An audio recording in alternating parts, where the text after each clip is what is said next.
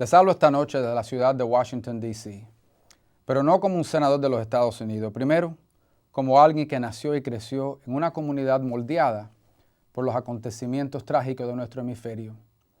Más de 1 millón de cubanos se vieron obligados a huir de su patria a causa de la dictadura castrista.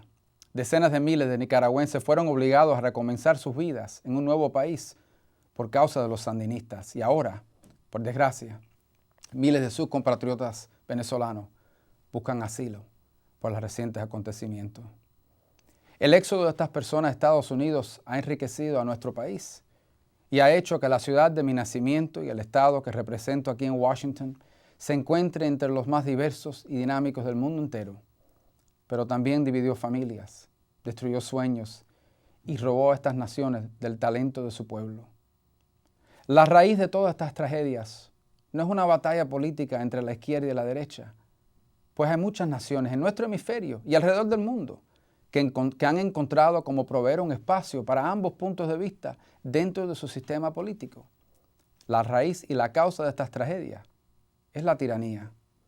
Una tiranía que injustamente encarcela e incluso asesina a aquellos que se ven como una amenaza para ejercer el poder.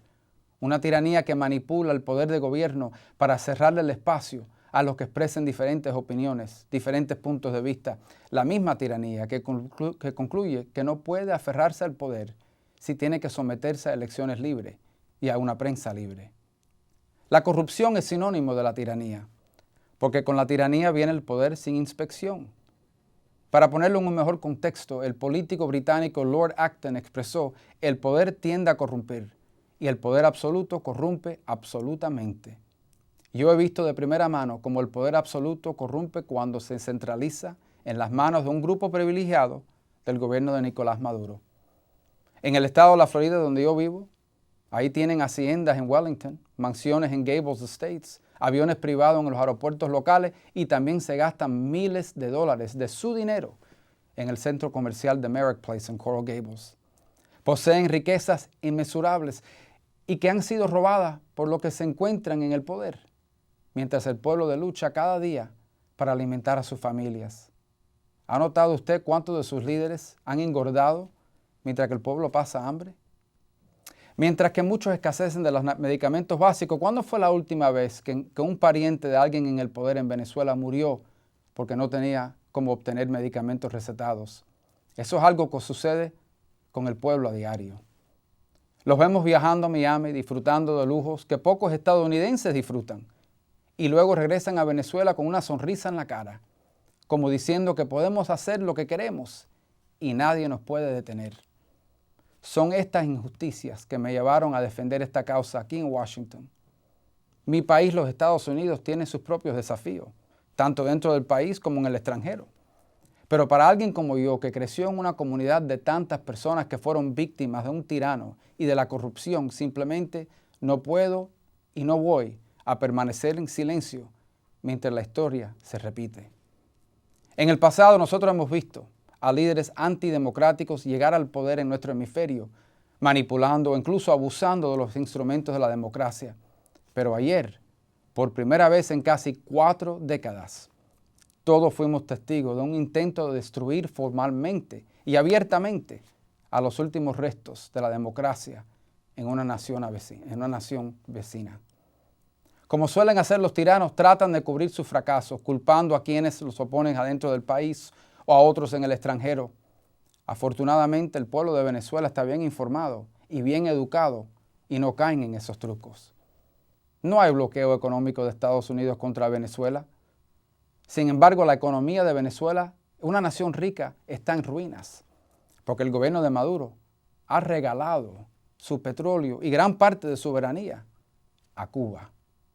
Muchas naciones y hasta la Iglesia Católica se han ofrecido a entregar suministros de alimentos y medicinas para el pueblo, pero el gobierno de Maduro se ha negado a permitirlo, porque ellos utilizan el acceso a la comida y a la medicina como una forma de castigar a sus oponentes y recompensar a los que siguen siguiendo leales a ellos. Y cada pocos meses el gobierno de Maduro vende petróleo a China o a Rusia por debajo del valor del mercado a cambio de dinero en efectivo. y ellos entonces en el poder toman un porcentaje de ese dinero y para ellos mismos y utilizan el resto para hacer pagos de intereses sobre la vieja deuda, por lo que pueden seguir pidiendo dinero prestado para hacer esto mismo una y otra vez. Como senador de los Estados Unidos declaro desde un principio que no es mi derecho ni mi intención intervenir en los asuntos internos de una nación soberana. Pero todas las naciones, incluso Estados Unidos, tienen el derecho de determinar con quién tenemos relaciones y cuál debe ser el entorno de esas relaciones. Por un lado, yo busco tener relaciones pacíficas y respetuosas entre los Estados Unidos y Venezuela, pero con una Venezuela representada por líderes legítimos y elegidos por su propio pueblo, no con los líderes que han tomado el poder sin el consentimiento de aquellos que pretenden representar. Para Estados Unidos o para cualquier nación, aceptar un gobierno ilegítimo que se aferra al poder mediante la intimidación y la brutalidad equivale a aprobar esas acciones, y eso sería una traición a los principios de nuestra nación y sería abandonar al pueblo valiente de Venezuela. Quiero esta noche enviar un mensaje solidario y que sepan que en esta lucha ustedes no están solos. Después del ejercicio fraudulento de las últimas noches, Perú, Chile, Colombia, Panamá, Costa Rica, México, Estados Unidos y otras naciones en todas partes del mundo se han unido para anunciar que no reconocen esta Asamblea Constituyente.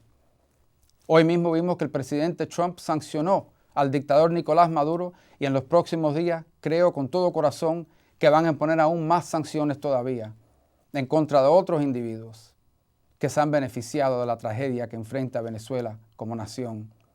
Y sigue siendo mi esperanza y mi expectativa que el presidente imponga sanciones a los sectores económicos del régimen de Maduro y que lo haga de una manera que no perjudique al pueblo, sino que prevé a sus gobernantes corruptos continuar enriqueciéndose, robando las riquezas del pueblo. Y culmino con este mensaje. Como dije ya, ustedes no están solos. El tema de Venezuela es importante y se escucha aquí en Washington. En un momento de profundas divisiones en nuestra política interna, tanto en ambos partidos, demócratas y republicanos, apoyamos al pueblo de Venezuela y condenamos al gobierno de Maduro. Incluso aquí, muchos de esos que simpatizaron y defendieron al fallecido Hugo Chávez condenan a la dirección que Nicolás Maduro ha tomado al país. Al final, la salida de la tragedia no es mediante la violencia o conflicto armado. La salida para Venezuela es una elección libre, una elección justa. Si el régimen de Maduro está tan confiado del apoyo de su pueblo, ¿por qué no programar las elecciones libres y justas requeridas por su propia Constitución? ¿Por qué no someterse a una elección que reconozca el voto y los principios del pueblo? ¿Por qué no liberar a todos los presos políticos para que ellos puedan participar en un debate nacional? ¿Y por qué no reconocer el poder de una Asamblea Nacional que fue elegida directamente por su pueblo? Y para Nicolás Maduro, que estoy seguro que está viendo o va a ver este programa, el camino actual no terminará bien para usted. La diferencia entre usted y Fidel Castro en 1959 es que no queda una Unión Soviética para subsidiar a su gobierno durante los próximos 30 años. La lealtad de muchos de su alrededor depende totalmente de su capacidad para seguir proporcionándoles los privilegios que la mayoría de Venezuela ya no tiene. Cuando usted ya no pueda proporcionarle papel higiénico, pasta de diente o pan a esos que los rodean, ellos no tendrán ninguna razón para estar con usted.